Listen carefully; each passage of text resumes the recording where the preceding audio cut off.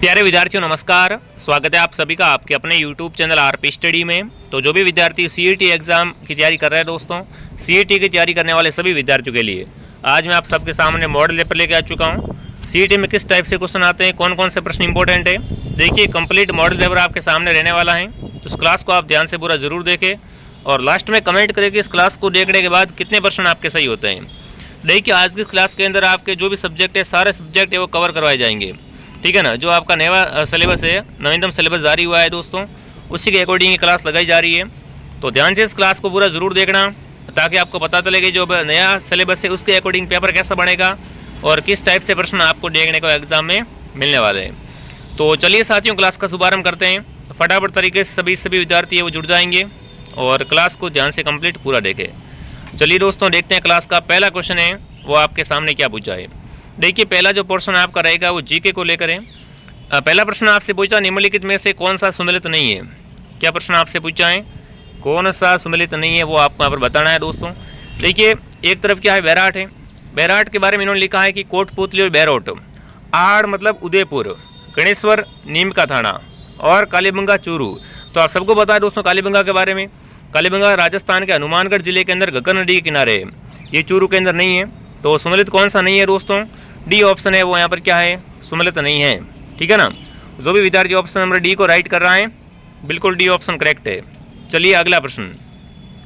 अगला प्रश्न आपसे पूछा राजस्थान का गजेटियर किसे कहा जाता है। यहाँ पर आपको बताना है दोस्तों राजस्थान का गजेटियर किसे कहते हैं। दयालदास की ख्यात, मारवाड़ा प्रागनारी विगत को, वीर विनोद को या नैण सिर ख्यात को। तो डी के विद्यार्थियों राजस्थान का गजेटियर है वो मारवाड़ा प्रागनारी विगत है, इसे कहा जाता है। जो भी विद्यार्थी ऑप्शन नंबर बी को राइट कर रहा है, ठीक है ना, बी ऑप्शन क्या हो जाएगा, एकदम यहाँ पर राइट हो जाएगा। अगला प्रश्न दोस्तों आपके सामने, लोह के अयस्क से लोह बनाने की प्राचीनतम भट्टिया कहाँ से मिली है। यहाँ पर दोस्तों आपको बताना है लोह अयस्क से लोह बनाने की प्राचीनतम भट्टिया है वो कहाँ से प्राप्त हुई है। सुंदरी नीम का थाना से, रेड टोंक से, तिलवाड़ा बालोतरा से या नलियासर जयपुर ग्रामीण से। बिल्कुल जो आपका यहाँ पर आंसर रहेगा वो क्या रहेगा, बताओ फटाफट तरीके से दोस्तों।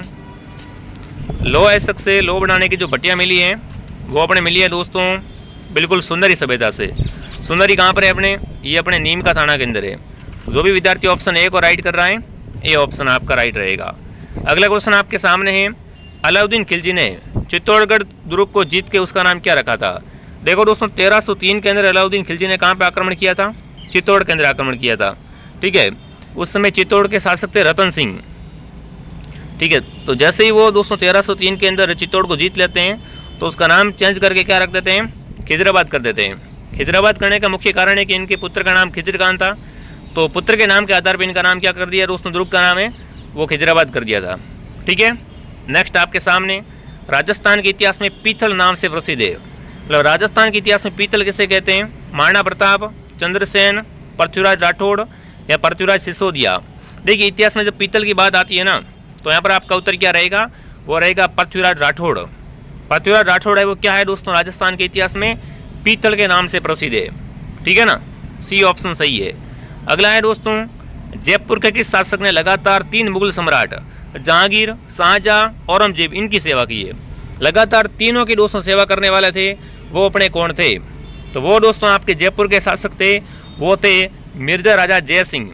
ये दोस्तों जहांगीर की सेवा में भी रहे, शाहजहां की सेवा में भी रहे, औरंगजेब की सेवा भी इन्होंने की है। तो इसका राइट आंसर रहेगा वो रहेगा ऑप्शन नंबर सी। नेक्स्ट आपके सामने, 1857 विप्लव के समय कोटा का पॉलिटिकल एजेंट। यहाँ पर आपको बताना है दोस्तों जब राजस्थान के अंदर 1857 की क्रांति हो रही थी उस समय आपको बताना है कोटा का पॉलिटिकल एजेंट कौन था। देखो क्रांति से कोटा का बहुत बार प्रश्न पूछा जाता है, ठीक है। तो 1857 की क्रांति है वो स्टार्ट कहाँ से हुई थी, नसीराबाद से स्टार्ट हुई थी दोस्तों 28 मई 1857 को, ठीक है। और कोटा की बात करें दोस्तों तो कोटा का पॉलिटिकल एजेंट था वो यहाँ पर दोस्तों रहेगा मेजर बर्टन। कौन रहेगा, मेजर बर्टन। अगला प्रश्न दोस्तों आपके सामने, श्रीमती रमा देवी राजस्थान के किस किसान आंदोलन से संबंधित है। रमा देवी का संबंध कौन से आंदोलन से दोस्तों, तो रमा देवी है ये है दोस्तों बिजोलिया आंदोलन से जुड़ी हुई, ठीक है ना। श्रीमती रमा देवी का संबंध किस आंदोलन से है, बिजोलिया आंदोलन से है दोस्तों। चलिए नेक्स्ट आपके सामने क्या पूछा है, नेक्स्ट पूछा है मिलान करने वाला सवाल दोस्तों। क्या करना है आपको, सूची 1 को सूची 2 से क्या करना है दोस्तों, मिलान करना है। सबसे पहले दोस्तों गोगा जी की बात करें तो गोगा जी के दोस्तों बात करें, इनका जन्म ददरेवा में हुआ था, ठीक है। और इनकी समाधि कहाँ पर है बताओ? तो गोगा जी की समाधि है या फिर इनका मंदिर, ठीक है। तो बिल्कुल इनकी समाधि गोगामेड़ी के अंदर है। अब देखो बात करें गोगा जी का संबंध, तो गोगा जी का संबंध धूरमेड़ी से है, तेजा जी का खरनाल से है, ठीक है, पाबू जी का कोलू से है और गोगा जी का सिरसमेड़ी से है। तो यहाँ पर जो आपका कोड बन रहा है दोस्तों, वो कोड बन रहा है 2 1 3 4 21 34 21 34 ऑप्शन नंबर बी में पड़ा है। तो जो भी विद्यार्थी ऑप्शन नंबर बी को सही कर रहे हैं, बी ऑप्शन करेक्ट है, ठीक है। अगला, कजली तीज कहाँ की प्रसिद्ध है? कमेंट करेंगे साथियों। राजस्थान के अंदर कजली तीज है वो कहाँ की प्रसिद्ध है? तो कजली तीज का त्यौहार दोस्तों है, ये बिल्कुल कब मनाते हैं? भाद्रपद कृष्ण तृतीया को मनाते हैं और ये दोस्तों बूंदी की बहुत प्रसिद्ध है। कजली तीज कहाँ की प्रसिद्ध है? बूंदी की प्रसिद्ध है दोस्तों। चलिए अगला, अगला है पगड़ी और उत्सव। कौन सी पगड़ी किस अवसर पर पहनी जाती है? सबसे पहले दोस्तों मैं आपको बता देता हूँ, मोठरा की पगड़ी है वो विवाह के समय पहनी जाती है। 3 लहरिया श्रावण के अंदर, मदील दशहरे पर दोस्तों, और फूल पत्ती वाली पगड़ी होली के अवसर पे। तो आपका कोड बनेगा 34 21, यानी ऑप्शन क्या रहेगा? ऑप्शन डी आप सबका राइट रहेगा दोस्तों, ठीक है। इस टाइप से क्वेश्चन आएंगे एग्जाम। अब की बार देखो ये जो मिलान करने वाले सवाल हैं, कतर निष्कर्ष वाले सवाल हैं, ये आपको ज़्यादा देखने को मिलने वाले हैं क्योंकि इस बार पेपर का लेवल भी क्या है, अच्छा खासा रहेगा, ठीक है। अब देखिए दोस्तों, आगे बढ़ने से पहले जो विद्यार्थी सीईटी की तैयारी कर रहे हैं, सीईटी का संपूर्ण कोर्स दोस्तों हमारे पास अवेलेबल है। मार्केट से आपको बुक भी लानी नहीं पड़ेगी, कौन सी बुक लाऊं, क्या पढ़ूं, सारा झंझट खत्म दोस्तों। क्या करो, आप प्ले स्टोर से आरपी स्टडी ऐप को डाउनलोड कर लो। इस आरपी स्टडी ऐप के अंदर आपको सीईटी का संपूर्ण कोर्स है दोस्तों, वो आपको मिल जाएगा, ठीक है ना। तो जो भी विद्यार्थी सीईटी की तैयारी कर रहे हैं उन सबसे कहना चाहता हूँ, ये कोर्स आप जरूर ज्वाइन कर रहे हैं, इससे दोस्तों आपकी काफ़ी हेल्प हो जाएगी और काफ़ी अच्छा स्कोर आपका बन जाएगा, ठीक है ना। संपूर्ण कोर्स, नया वाला कोर्स दोस्तों आपको मिलेगा मात्र 599 के अंदर। तो डाउनलोड कर लो आरपी स्टडी ऐप, ठीक है। अगर पेमेंट किसी और से करना है तो हेल्पलाइन नंबर से आप क्या करें, यहाँ पर कांटेक्ट करें दोस्तों, ठीक है ना। बहुत शानदार कोर्स है, तो इसको आप ज़रूर ज्वाइन करना। अगला प्रश्न दोस्तों आपके सामने पूछा है, दर्रा में चित्रित शिलाशिरों की खोज की। दर्रा में जो दोस्तों शिलाशिरें हैं, इनकी खोज करने का श्रेय जाता है ना, वो किसको जाता है? तो बिल्कुल आपका राइट ऑप्शन रहेगा ऑप्शन नंबर बी। क्या रहेगा दोस्तों? जो भी विद्यार्थी बी ऑप्शन को सही कर रहे हैं, यहाँ पर बी ऑप्शन बिल्कुल आपका राइट है दोस्तों, ठीक है। चलिए तो यहाँ पर अपन क्या करेंगे, वी.एस. वाणकर को राइट करेंगे, ठीक है। अगला सवाल है, मिलान करने वाला दोस्तों, कौन सा दुर्ग किस प्रकार का है? देखो शुक्र नीति में दुर्गों के प्रकार बताए हुए, उसमें आपको बताना, ध्यान रखना दोस्तों, कौन सा दुर्ग किस प्रकार का है। सबसे पहले दोस्तों गागरोन दुर्ग की बात करें तो गागरोन दुर्ग राजस्थान का जल दुर्ग है। कैसा दुर्ग है दोस्तों? है राजस्थान का जल दुर्ग है गागरोन दुर्ग, ठीक है। तो जल दुर्ग को औद्योगिक दुर्ग भी कहते हैं, तो मतलब पहला हो जाएगा ऑप्शन नंबर डी, ठीक है। उसके बाद दोस्तों बात करें जैसलमेर के दुर्ग की। जैसलमेर का जो दुर्ग बना हुआ है दोस्तों, ये दुर्ग है ना, ये है दोस्तों धानवंत दुर्ग। कैसा दुर्ग है? धानवंत। उसके बाद बात करें दोस्तों सिवाना दुर्ग के बारे में, तो सिवाना का दुर्ग दोस्तों है वो दोस्तों होगा वन दुर्ग, और भरतपुर का पारिक दुर्ग। तो यहाँ पर आपका उत्तर रहेगा वो रहेगा ऑप्शन बी। क्या रहेगा दोस्तों इसका उत्तर? बी ऑप्शन आप सबका एकदम राइट हो जाएगा। चलिए नेक्स्ट आपके सामने, कच्ची घोड़ी नृत्य किया जाता है। कच्ची घोड़ी नृत्य कहाँ पे करते हैं? नागौर में, शेखावाटी में, दोनों में या बाड़मेर में? देखो कच्ची घोड़ी की बात करें साथियों, कच्ची घोड़ी नृत्य है ना, ये दोस्तों शेखावटी, कुचामन हो गया, परबसर हो गया, डीडवाना हो गया, यहाँ का क्या है, एक व्यावसायिक नृत्य दोस्तों है, जो कि कब किया जाता है? विवाह के समय किया जाता है। तो यहाँ पर आपका उत्तर रहेगा ऑप्शन नंबर सी। उपयुक्त दोनों में, नागौर और शेखावटी, कौन सा नृत्य होता है दोस्तों? कच्ची घोड़ी होता है। अगला दोस्तों, राजस्थान की भाषा के लिए राजस्थानी शब्द का सर्वप्रथम प्रयोग किसने किया? जो राजस्थान की भाषा, इसके लिए दोस्तों बात करें कि सबसे पहले राजस्थानी शब्द किसने दोस्तों चुना था, तो राजस्थान की भाषा के लिए राजस्थानी शब्द का सर्वप्रथम प्रयोग दोस्तों जॉर्ज ग्रीशियन, दोस्तों कौन? जॉर्ज अब्राहम ग्रीशियन ने दोस्तों 1912 में लिंग्विस्टिक सर्वे ऑफ इंडिया नामक पुस्तक है, उन्होंने दोस्तों इन्होंने इसका उपयोग किया है। तो आपका उत्तर रहेगा ऑप्शन बी। अगला दोस्तों है, कीर्तर बावनी किसकी कृति है? कीर्तर बावनी है दोस्तों कृति, ये दोस्तों किसकी कृति है? फटाफट कमेंट करेंगे। कीर्तर बावनी दोस्तों है ये दुर्सा आडा की, किसकी है दोस्तों? दुर्सा आडा की कृति है, ठीक है। अगला, प्रसिद्ध जैन तीर्थस्थली श्री महावीर जी में कौन सी होली खेली जाती है? महावीर जी में आपको बताना है कौन सी होली खेली जाती है दोस्तों।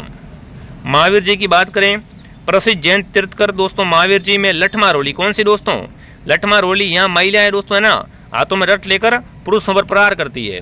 मतलब देखो, पत्रमा रोली बाड़मेर की है और लठमा रोली है वो कहाँ की, अगर पूछे प्रश्न तो ये दोस्तों आपकी हो जाएगी बिल्कुल कहाँ की, महावीर जी की। अगला प्रश्न आपसे पूछा है, बूंदी दुर्ग की स्थापना हुई। बूंदी दुर्ग की स्थापना कब हुई थी दोस्तों? बूंदी शहर के उत्तरी छोर में एक पहाड़ी दोस्तों, उस पर एक दुर्ग बना हुआ है, ठीक है। उसकी बात करें तो इसकी स्थापना है दोस्तों वो अपने हुई थी, बिल्कुल आपका उत्तर आ चुका है 1354 के अंदर। बूंदी दुर्ग की स्थापना कब हुई थी? 1354 ईस्वी के अंदर। अगला सवाल आपके सामने, सुगन चिड़ी को किस लोक माता का स्वरूप मानते हैं? सुगन चिड़ी है दोस्तों, इसको आपको बताना है किस लोक माता का स्वरूप माना जाता है दोस्तों। चलिए फटाफट कमेंट करें। जिसने भी क्लास को लाइक नहीं किया है, क्लास को लाइक एंड सब्सक्राइब जरूर करें दोस्तों, ताकि आपको ऐसी ऐसी क्लास और भी मिलती रहे, ठीक है ना। बिल्कुल।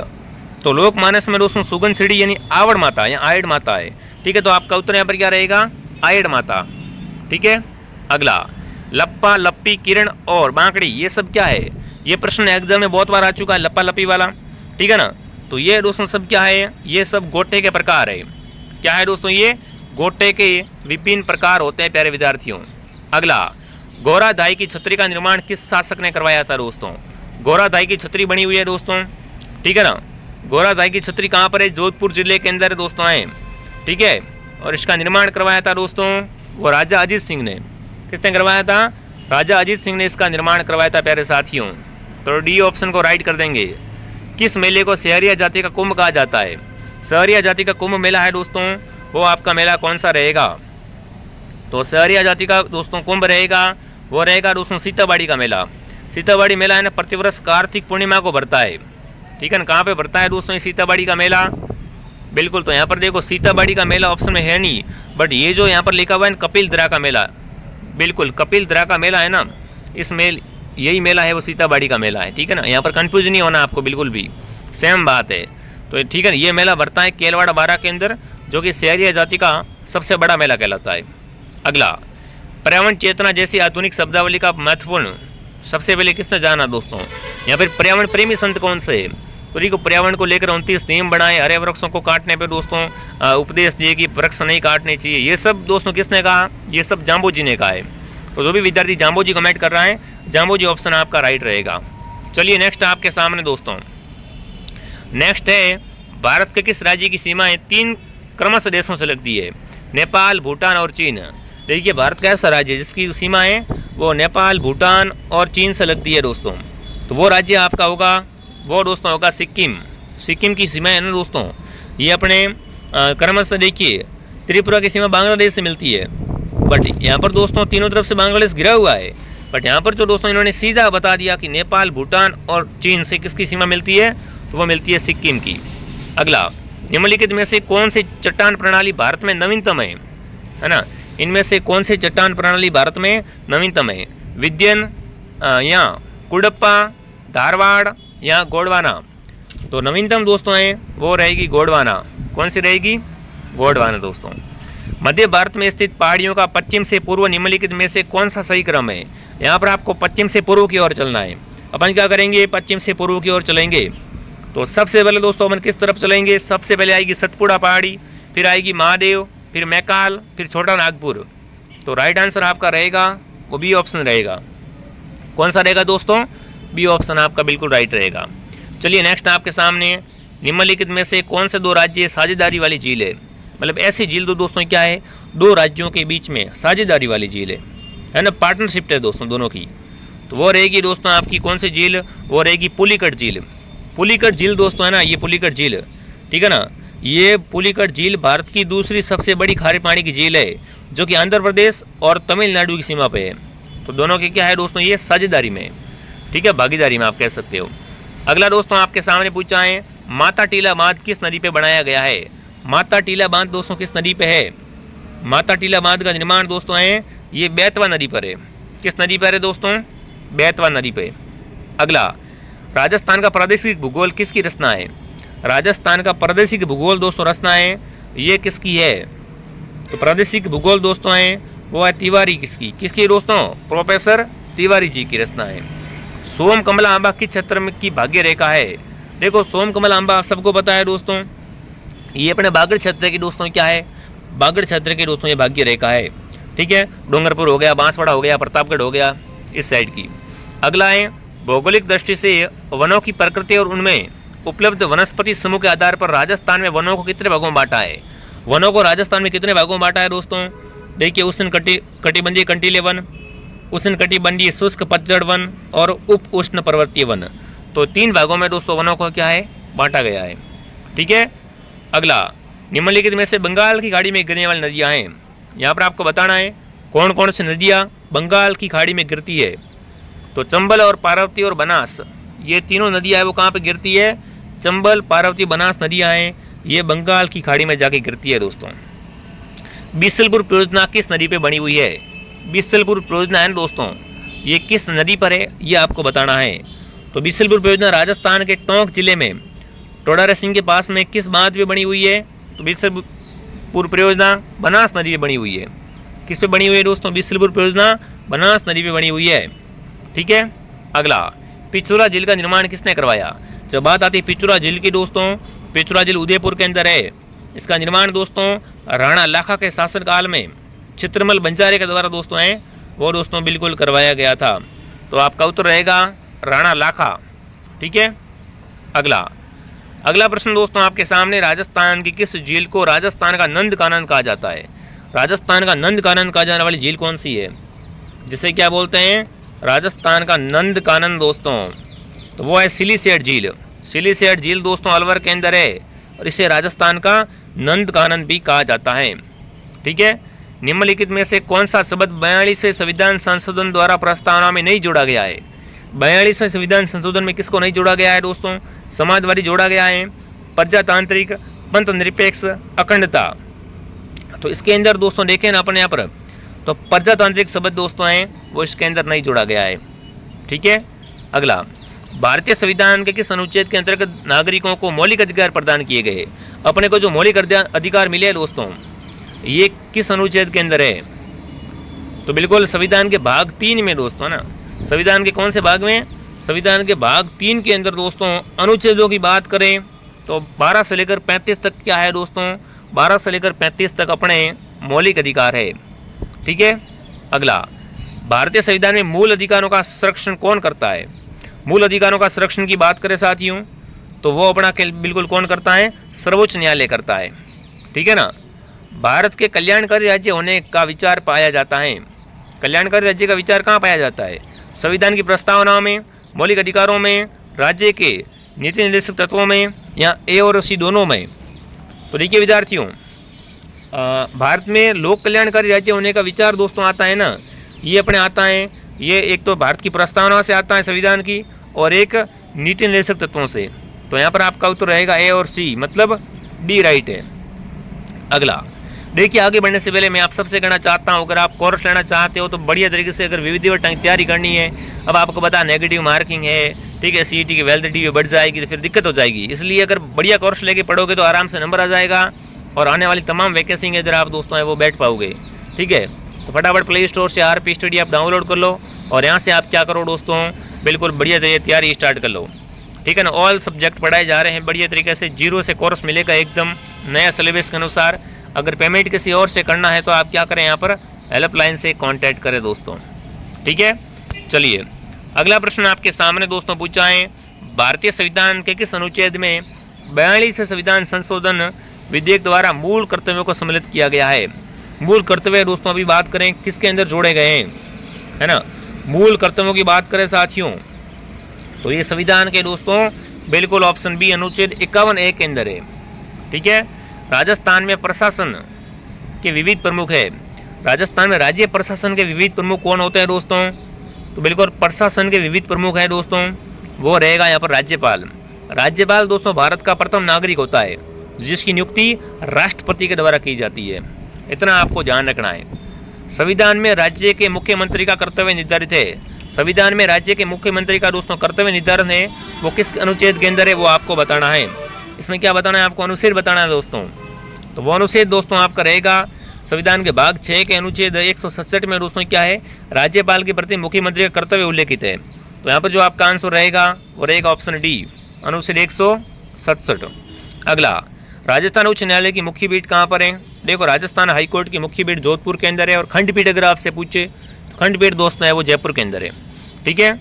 राजस्थान सूचना आयोग का गठन कब किया गया? बात करें दोस्तों सूचना आयोग के बारे में, तो सूचना आयोग का गठन दोस्तों किया गया है। देखिए, राजस्थान सूचना आयोग का प्रथम मुख्य सूचना आयुक्त श्री दोस्तों MD कोरानी थे, और राजस्थान सूचना आयोग का गठन है 18 अप्रैल 2006 के अंदर। कब किया गया है दोस्तों? 18 अप्रैल 2006 के अंदर।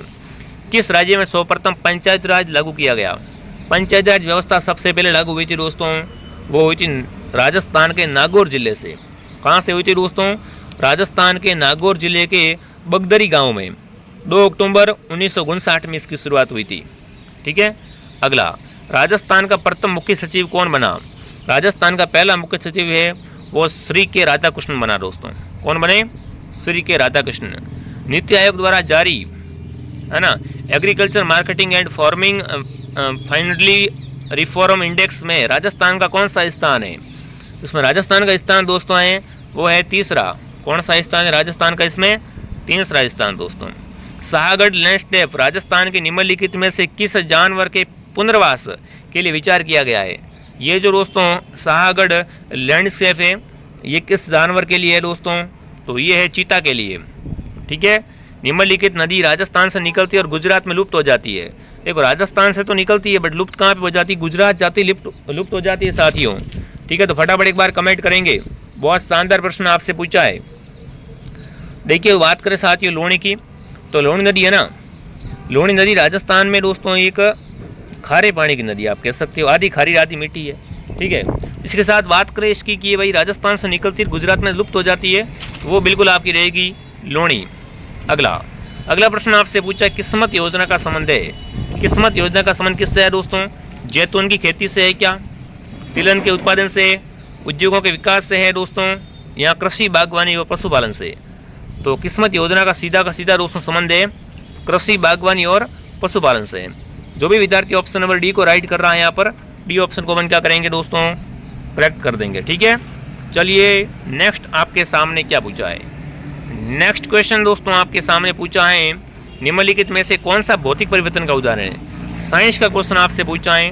कागज का फटना, पेड़ का काटना, जल का बर्फ बनना, दिए गए सभी विकल्प। तो देखो यहाँ पर बात करें दोस्तों भौतिक परिवर्तन की, तो सारे के सारे दोस्तों ऑप्शन क्या है? बिल्कुल भौतिक परिवर्तन है। तो यहाँ पर क्या उत्तर रहेगा? डी राइट है। मोमबत्ती का जलना निम्नलिखित में से किस परिवर्तन का उदाहरण है? मोमबत्ती का जलना दोस्तों है ना, ये भौतिक और रासायनिक दोनों का है। ठीक है ना, मोमबत्ती का जलना भौतिक परिवर्तन भी है और रासायनिक भी है दोस्तों। ऑक्सीकरण के लिए कौन सा प्रक्रम सही है? ऑक्सीकरण के लिए दोस्तों बात करें कौन सा प्रक्रम सही होता है, तो वो आपका रहेगा दोस्तों विद्युतधनी तत्व का निकलना। ठीक है। हाँ जी। एंजाइम है एक अम्ल, एक पाचन घोल, जैव उत्प्रेरक, एक प्रोटीन। एंजाइम जो होते हैं साथियों वो क्या है? एक प्रकार के जैव उत्प्रेरक होते हैं। क्या होते हैं? जैव उत्प्रेरक होते हैं। एक अधातु जो बिजली की अच्छी चालक होती है, बताओ भैया, एक ऐसी धातु जो क्या होती है दोस्तों? बिजली की अच्छी चालक होती है, तो वो आपकी रहेगी ग्रेफाइट। ग्रेफाइट दोस्तों है ना, ये क्या है? बिजली की सबसे अच्छी चालक धातु होती है। इसका अपेक्षित घनत्व होता है वो 2.25 होता है। ठीक है। अगला है इकोटोन का अर्थ क्या होता है? इकोटोन दोस्तों क्या है? अगर प्रश्न आपसे पूछें तो ये एक ऐसा पारिस्थितिकी क्षेत्र जहाँ 2 या अधिक परितंत्र का संगम होता है, वो क्या कहलाता है दोस्तों? बिल्कुल वो आपका इकोटोन कहलाता है। ठीक है। तो इसका राइट आंसर रहेगा ऑप्शन ए। 2 बायोमास मिलते हैं उसे क्या कहते हैं? इकोटोन कहते हैं। अगला प्रश्न, बिल्कुल F2 जनरेशन में फेनोटाइपिंग अनुपात होता है दोस्तों। F2 की जो बात आती है ना, F2 के अंदर दोस्तों आपका होता है वो कितना होता है? वो 9:3:3:1 होता है। ठीक है। महिला रोगाणु कोशिका का गुणसूत्र की संख्या, महिला रोगाणु कोशिका में दोस्तों आपको बताना है गुणसूत्र की संख्या कितनी होती है। तो बिल्कुल यहाँ पर आपका उत्तर रहेगा 23। कितनी होती है? 23। रेड डाटा बुक क्या है? रेड डाटा बुक क्या है दोस्तों? फटाफट कमेंट करेंगे। तो बिल्कुल संकटग्रस्त पशुओं, पेड़ों इत्यादि का इसमें क्या होता है? विवरण होता है। जो लुप्त होने वाला होता है या संकटग्रस्त होता है दोस्तों, उसके वर्णन किस में मिलता है? रेड डाटा मिलता है। अगला, एक मिश्रण में लवण और अम्ल का अनुपात 5:7 है। यदि मिश्रण का भार 360 ग्राम है तो इसमें मौजूद अम्ल का भार कितना होगा। देखो भाई, इसमें आप पेन कॉपी आप हाथ में उठाना पड़ेगा, सीधा उत्तर नहीं आएगा, बट मैं आपको सीधा बता देता हूँ। इसमें दोस्तों जो निकले का आएगा वो आएगा 210 ग्राम। ठीक है। अगला है, जलीय विलयन में किसी अम्ल या सार का परिवर्तन होता है। जब जलीय विलयन की बात करते हैं दोस्तों तो इसके अंदर सार जल में OH- आर्यत निर्मित करते हैं। ठीक है। अगला, हिंदी का प्रश्न आपसे पूछा है, अरणी और अरणी शब्द का सही अर्थ भेद बताना है। तो पहले वाला दोस्तों अरणी है ना, कौन सा वाला, पहले वाला जो अरणी यहाँ पर दोस्तों दिया हुआ उसमें आपको ध्यान रखना है वृक्ष होगा, दूसरे वाले में सूर्य होगा। तो उत्तर क्या रहेगा, बिल्कुल ऑप्शन सी रहेगा। अगला, निम्नलिखित में से वर्दी संधि का उदाहरण कौन सा नहीं है।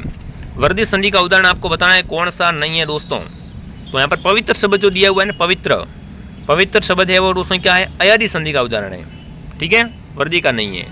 सु उपसर्ग रहित शब्द कौन सा, जिसके अंदर सु उपसर्ग नहीं है दोस्तों। सरस, स्वागत, सुदूर और सुक्रम, इसमें से दोस्तों बात करें सु उपसर्ग किसके अंदर नहीं है, सरस के अंदर नहीं है। किस शब्द में आवट प्रत्यय नहीं है, थकावट, लिखावट, सजावट और महावट। ये भी क्वेश्चन बहुत बार आ चुका है एग्जाम के अंदर। और महावट के अंदर दोस्तों है ना, महावट में आवट प्रत्यय है वो नहीं है, बाकी तीनों में है। तो यहाँ पर आपका उत्तर रहेगा महावट। अगला, द्वंद्व समास के भेदों के संदर्भ में असंगत बताइए। गंगा यमुना, इतरेतर तद्भव, कृष्णार्जुन, वैकल्पिक तद्भव, एकतर, इतरेतरे तद्भव और बाल बच्चा, समाहार, द्वंद्व। तो बात करें दोस्तों यहाँ पर कौन सा सही नहीं है, द्वंद्व समास के बारे में सही कौन सा नहीं है दोस्तों, अगर देखें तो ऑप्शन बी को ध्यान से देखिए, कृष्णार्जुन दोस्तों यहाँ पर जो दिया हुआ है ना, इसमें आएगा इतरेतर तद्भव समास, न कि वैकल्पिक तद्भव। ठीक है। अगला है, किस विकल्प में सभी शब्द भाववाचक संज्ञा के है।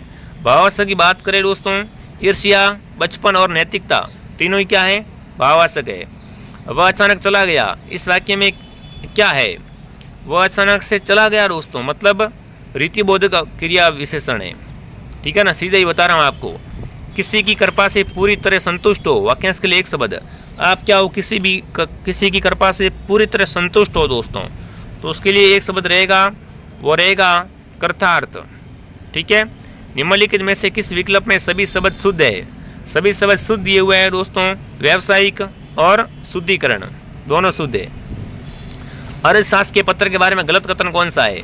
परीक्षक का नाम और पदनाम लिखा होता है, ये अनौपचारिक होते हैं। पत्र में निजता का आग्रहण किया जाता है। पत्र के अंत में सर्वनिर्दिष्ट की मुद्रा का होना आवश्यक है। तो देखो, अर्थशास्त्र के पत्र के बारे में सही नहीं है ऑप्शन डी, बाकी सब सही है। ठीक है। हाँ, शुद्ध के लिए युद्ध अभियान कार्यक्रम कब शुरू किया गया। शुद्ध के लिए युद्ध अभियान दोस्तों हुआ है, ये कार्यक्रम कब शुरू किया गया है वो आपको बताना है। तो राइट आंसर दोस्तों आपका रहेगा 26 अक्टूबर 2020 को ये। ठीक है, 10 नहीं 2020 में हुआ था। तो जो भी विद्यार्थी ऑप्शन नंबर क्या कर रहा है, बी को राइट कर रहा है, बी ऑप्शन आपका राइट है। निरोगी राजस्थान अभियान का उद्देश्य क्या है।